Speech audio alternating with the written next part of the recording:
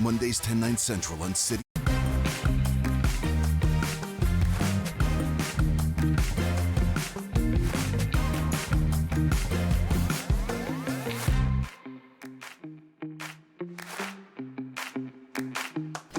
So welcome to You Never Know with Lois and Diane. I'm Diane Austin. And I'm Lois Taylor.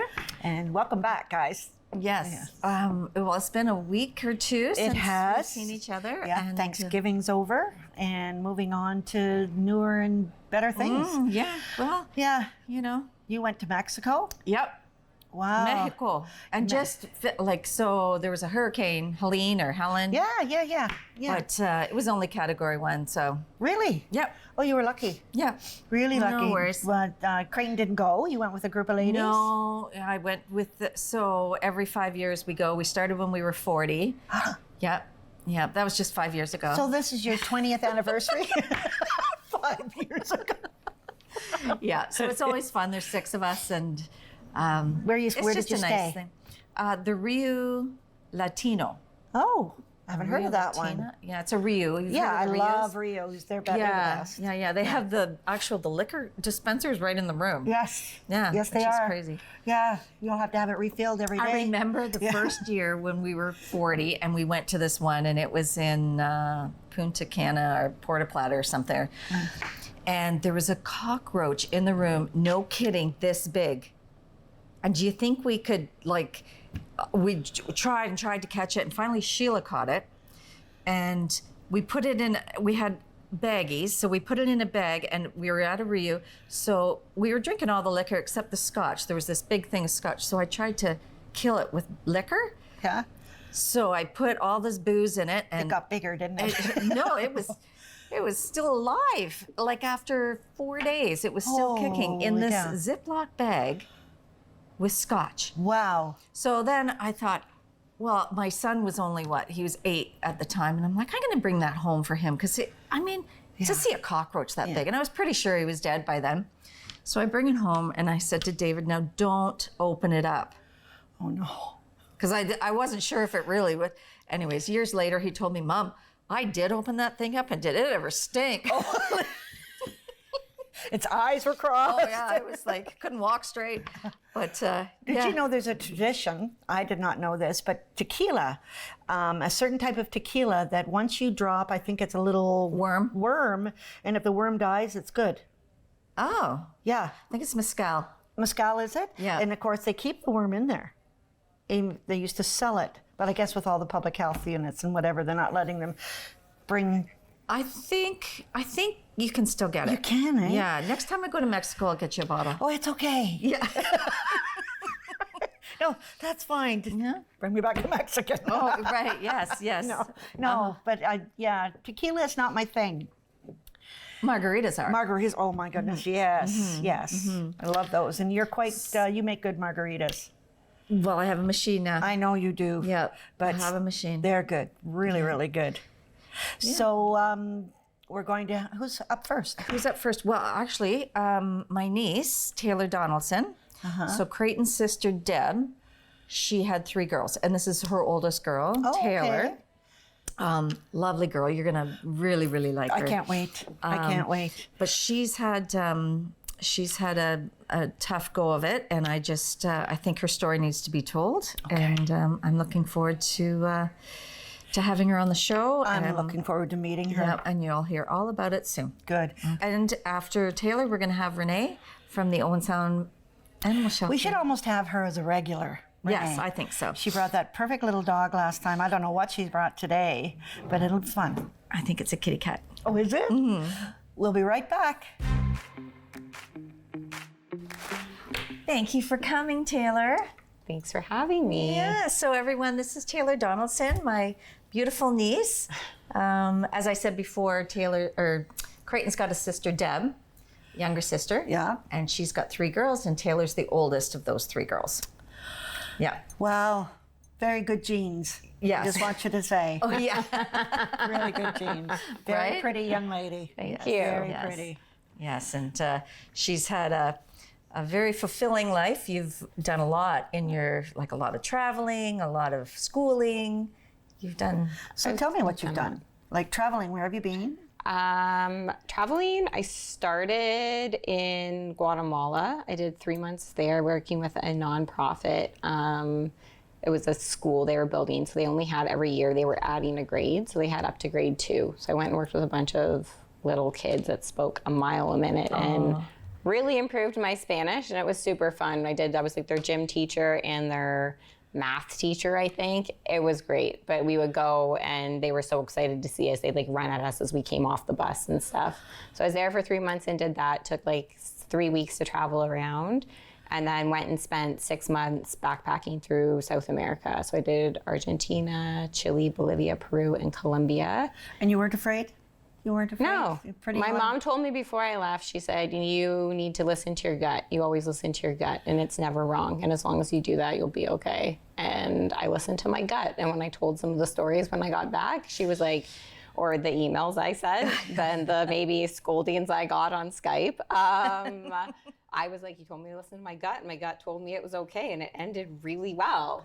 So there you go. So my baby sister joined me for the last 2 months of that travel, Shauna. So that was so fun because we're 4 years apart. So we were always just a little out of sync growing up, where you just don't. Yes, but I'm leaving for university. She's starting high school. It was just always those transition phases. Mm-hmm. So that was awesome for the two of us because we had a really good time. So I turned 25 on that trip, and she turned 21. And then there's no real gap anymore. Yeah, and we had really fun birthdays because we were only a couple weeks apart. So we were like, where do we want to be on our birthday, and what are we doing? So we went we ran off. We had, I think it's paragliding. We ran off a cliff on my birthday, just strapped to the big kite thing, and just we're like, hey, we're doing it. We had a guide with us, but she was on beside me, and we just looked at each other like, I love you if we're gonna die, and we just ran off this cliff. God. It was so fun. And then for hers, we went sandboarding in Peru. We were in Bolivia for mine, and then Peru for hers. We went sandboarding down the. Yeah, it was fun. It was fun. So traveling is fun. It really opens up your eyes to the rest of the world, and absolutely, really how fortunate we are too, and what we have, and yes, kind of changes your perspective a little bit. So a lot of your traveling, for instance, to Costa Rica, was health related. Yes. Right? So then I spent time after that. I ended up coming back getting my personal training certification, and then spent my winters in Costa Rica doing beach boot camps and surfing. But that was because of a big push for that was because I have stiff person syndrome. So it's a neuromuscular autoimmune disorder. Okay. And so essentially what it is that there's an antibody called GAD65 that blocks your neural pathway for your muscles to relax. So it, in my case, I guess, builds up, that pathway occludes, and then I go into, for me, I personally just lose mobility from my low back down. So I literally become a stiff person, fully rigid cardboard cutout. I can't move. Celine Dion had as well? She just, yes. So that is sort of, it's getting a little bit more traction right now or becoming more well known because of that. It is 1 in a million that get this, and you're typically diagnosed in your mid to late 30s. And I was diagnosed when I was 10. Well, 12, I guess. It started presenting symptoms when I was 10. We didn't have a diagnosis for a couple of years because they couldn't figure out what was going on. Yeah. So, because it's not something that you typically see in a child. No. So that was in, 1996. Does it go away? Does it go away? No, doesn't. It's a chronic illness. So it's just something that you learn to live with, and it changes. And it's very different for each person, but I would say even for me, I don't even know if you can really call it, the disease progression has been so different from the time that I was a kid into my teens, into my 20s, now moving into my 30s. It is constantly changing. So you kind of think you finally get it under control, and you're I've got a handle on this, and I know what I'm doing. And then I'll go into a flare, and I'm like, what is this? Right. This isn't what I was anticipating. And then you're kind of working at square one when you're not really in a state where you have the capacity to kind of figure that out. Right. So it's sort of almost just a day by day sort of, I guess, way of taking life at that point of what can I do today? What is my capacity today? And how are we getting through today? And what is the one thing that we are looking forward to that is going to be like the positive thing for the day? You're so active. You are so active and you're in such great shape that working out and doing the things you do, does that exacerbate it or does it help it? It's a very good question. I'm going to say it helps it. Okay. Not always, I guess. Initially, when this first happened, my doctors had said, maybe you shouldn't be active. And I felt that didn't make any sense because I was like, well, wouldn't that make things worse? Like if you become sedentary and you're not moving around, like then doesn't your body get deconditioned? And then this happens. And when this happens, like I lose mobility. So I'm bedridden, I'm carried around my house. I mean, sometimes even sitting, weight bearing, even to that degree is too much. So once I do get well enough to it graduates from being bedridden to into a wheelchair to walking with my cane to getting out of the house. So and that can happen over the course of 3 weeks. That can happen over the course of 6 months. Like I have no idea. But it does come back. It's a relapsing thing. So I will come out of it. And then as I come out of it, so part of the reason I do like to stay active is my main goal is just to be healthy. Yeah. It is to make sure that my body is in like a good state all the time so that when I do get sick in my mind, and maybe this is just something I do for me to help me get through it, but it's like if I'm healthy now and in my best possible shape I can be in when I get sick, I will recover faster because I've already given myself that at least, that no matter what happens here, it will help the recovery in the end. And that's kind of my thought process behind my activity. So everyone's always like, why aren't you racing? Why don't you do this? And why don't you do that? I'm like, I don't know. Like one, if I push my body too hard, I'll tip it over the edge. So there's a line. Yeah. And then two, really the main goal is I just love exercising and I'm doing it for the greater purpose of like making sure I support myself and like support this illness from kind of teeter-tottering. And what is it you're doing now? What are you teaching people to body train, or what do you do? I just moved back to town, so I am starting at the hospital in the critical care department. She's an RN. I'm a registered nurse. Yeah, it's my main job now. Good so for I'm starting that in a week or so. But I was working down in Newmarket at South Lake as a cardiac ICU nurse. So I've been doing that for the last 6 years. And then I still maintain my personal training certification, and it's something I do on the side if anyone's around and interested. And, good for you. Yeah. Good for you. You are just a success story. Yeah. An inspiration, really. An really, inspiration, truly. absolutely. Yeah. Like I'm looking at you and you're stunning.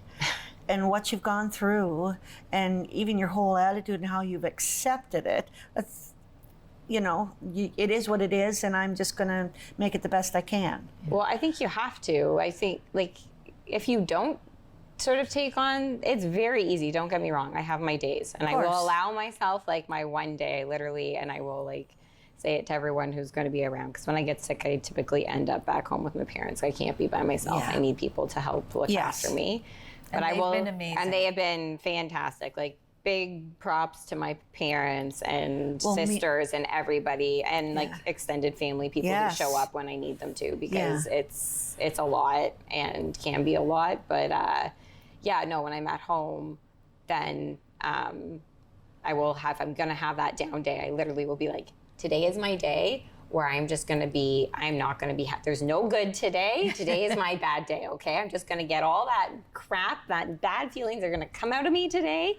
And then tomorrow we're going to start fresh. So, but I think like it's really easy when you're not feeling well, when things aren't going the way you want them to, when your I feel like my body's letting me down. I treat it really well. I do all these things, and now you're not doing for me what I want you to do. Like you've got to try it. It's really easy to get stuck in that, like, oh, I'm going to feel bad for myself. But nothing good comes from that. And if that's your headspace, then how are you going to get better? And how are you going to push through this and get past that? Yeah. But that also comes from having really, again, strong support system here who has been fantastic. Moving home, I think, will be the best thing for you. Oh, I'm really excited about it. The Taylor family is huge, and they all have big hearts. We all love her so much. Yes. Yeah. Oh, yes. You and do. the community's been great too. Like even just being home and like walking around town and just seeing people or like being able to be back at like Runner's Den and running with the club and swimming with OSAC Masters, like just getting back into like those little pockets of people, like like-minded people. Like we have such a great community and like supportive community in that way too. I didn't know you were back one day, and she was running with the group, and I'm walking Finn. It's early in the morning. She's like, "Hey, Aunt Lou," and I'm like, "Wait, what?" Yeah, Aunt Lois wasn't quite awake yet. You know, I'm just like, "Oh, hi," and she sort of did like a double take. And was like, "Oh, hi." That was in my like transition back. Still, it was still early, but And growing up, you had a team of doctors too, right? That didn't really know how to deal with this situation because is it a new disease? Like if you were 10? Well, it's like there was other people who had it. It wasn't like brand new when I got it. It just wasn't really. It wasn't. There weren't any at that point. I don't believe there were any other that had you were it. Young. So it took a little bit when my one neurologist, went to London first to the Children's Hospital there, and then I ended up at Sick Kids. So I jumped, like I had like a fair number of people that kind of got brought in on it, but it was one of the neurologists there, not the pediatric neurologist, one of the neurologists that said, this really looks like, because she had some patients who had stiff person, and she was very active in research with stiff person at that time. She was writing articles, like she was doing a lot. She was the one that was like, we need to test her blood, send it away and see if she tests positive for this antibody. Oh, so it is showing in the blood then. So that antibody, you can do it, but for me, it's been weird because like that antibody test, like it came back like sky high through the roof. Like it was like, okay, great. So like she's got this, but then we did one another time and it came back with like nothing, and my doctor's like, okay, you've been pretty healthy lately, like we can say you're in remission. And then like 3 months later I had like one of like my worst crashes. So I don't know if that, like, again, and when I talk to my doctor, he's always like, I have a really great neurologist out of Kingston right now.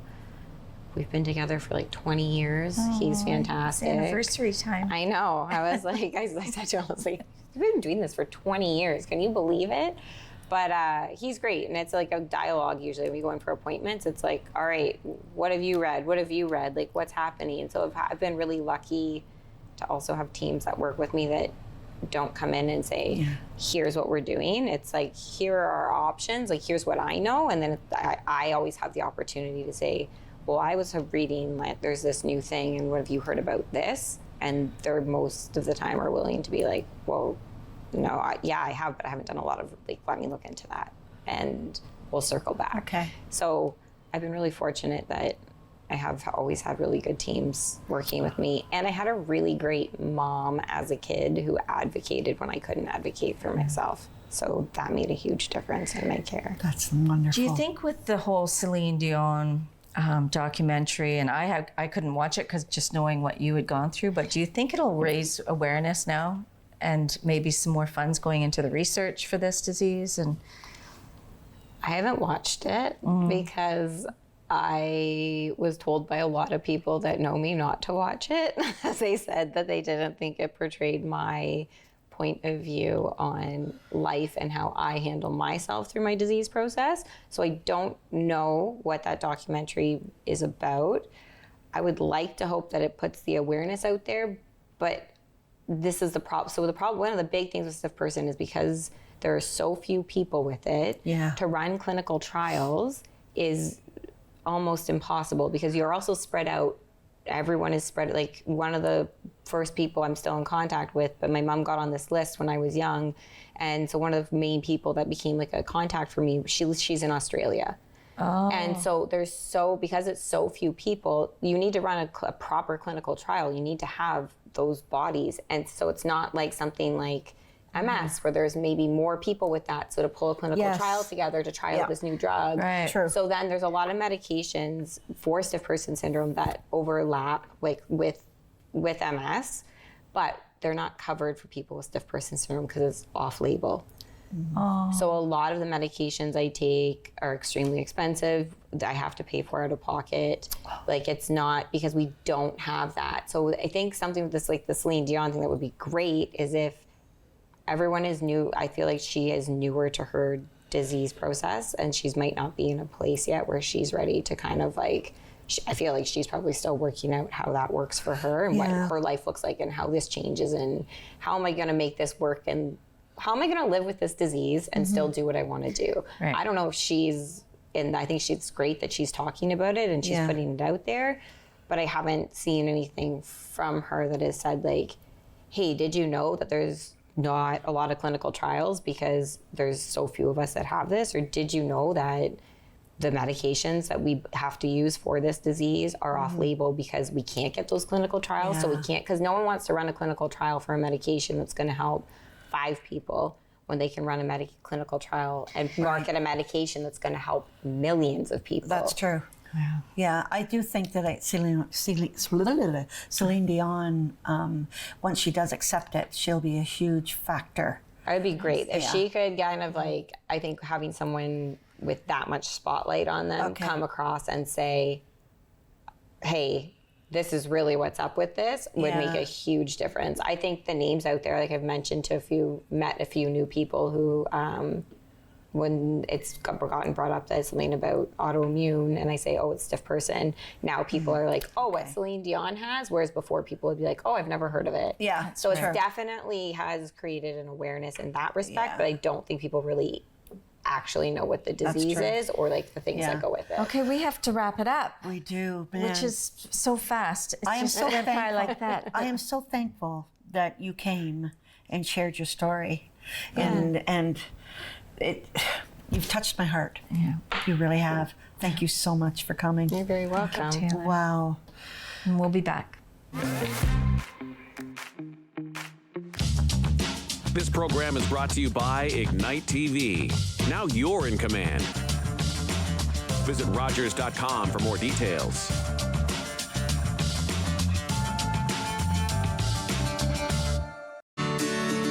Here are 3 reasons why your social strategies should include Rogers TV. Reason number 1 is we have hyper-local audiences. The community TV channel gives you a chance to engage with people where you live, so you really get to know your neighbors and they get to know you. Reason number 2 is we can help diversify your distribution. With social media, it's really important to be able to have a wider audience, and Rogers TV can actually help complement your online presence by delivering to a different audience. And it's actually really easy to repurpose your existing content or to just create new material specifically tailored for community TV. And finally, reason number 3 is we can help enhance your credibility and your trust. And by aligning your brand with Rogers TV, you can tap into that trust that viewers have. This can boost your reputation, especially among viewers who favor local businesses and value community involvement. 1, 2, 3. It's that easy to build your local audience with Rogers TV. Hi, I'm Carol Merton, host of We All Belong, Our Neighbors, Our Community, a new Rogers TV series promoting the diversity of our community in Grey County. Please join me on Rogers TV. Welcome back, and we have Renee here once again from the Owen Sound Animal Shelter with Luna. I would really like Renee to be a regular. Yes, I love what you bring. Luna's gorgeous. Well, you know, I'll keep doing it until you take something, and then I'll keep doing it again. Exactly. Luna is homeless. No. Luna is here to represent all of the black cats at the animal shelter. It's been a weird couple of weeks for me. Okay. For example, this last week, we are being inundated with cats. 'Tis the season change. It's a very common occurrence. We've had 22 come in this week. Boo.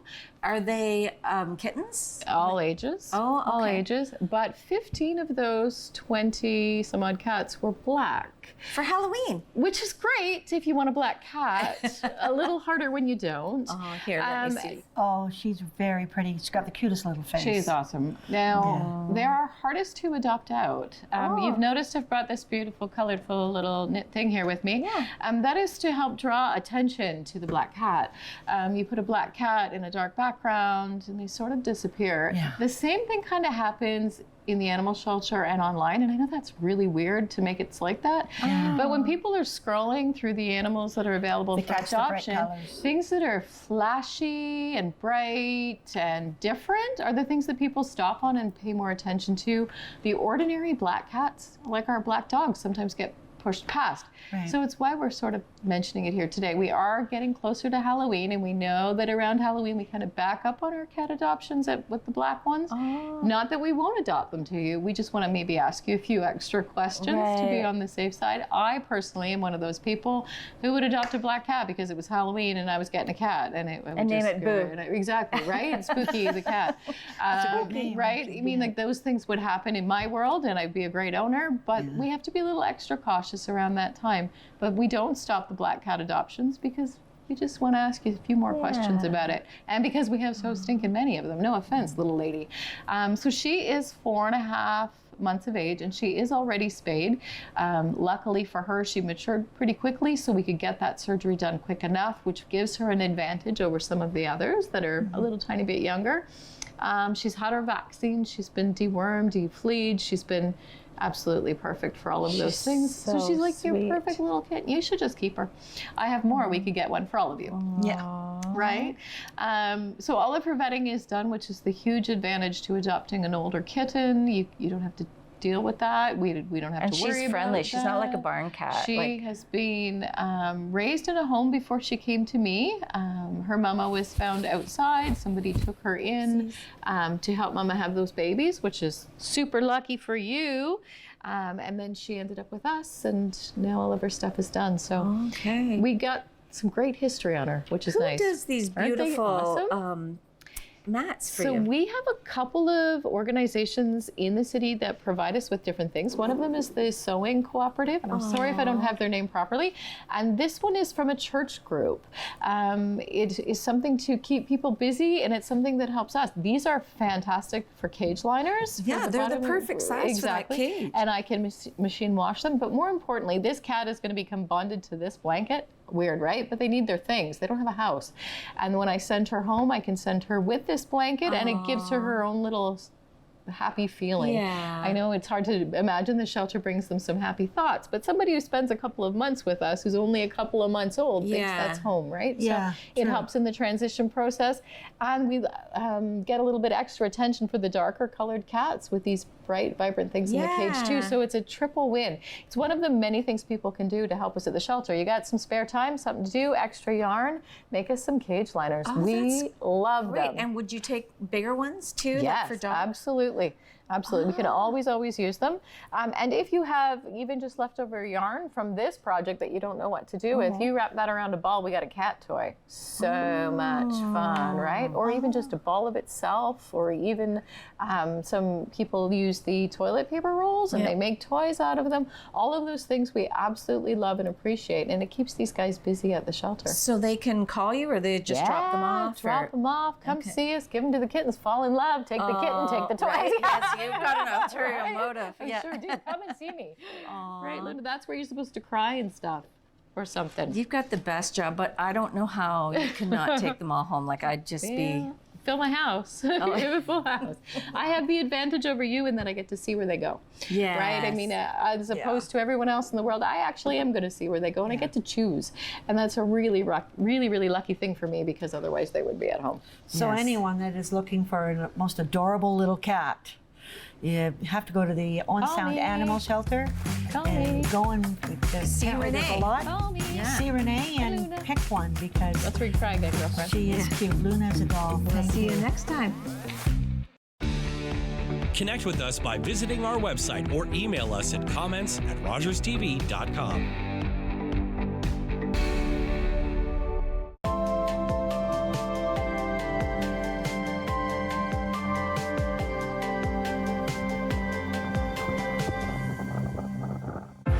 They've reached the summit! Back-to-back Stanley Cup victories. Greatness And a new legacy begins! Absolutely amazing. It has happened in Vegas, is not a destination. and lightning has struck twice! It is a continuous journey that never ends. These are the moments you dream of. Stanley Cup champions!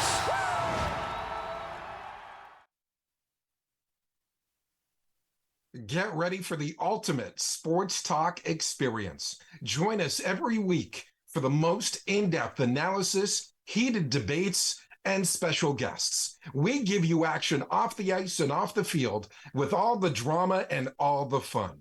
Don't miss out on the sports talk show that's taking the game to a whole new level. Get your game face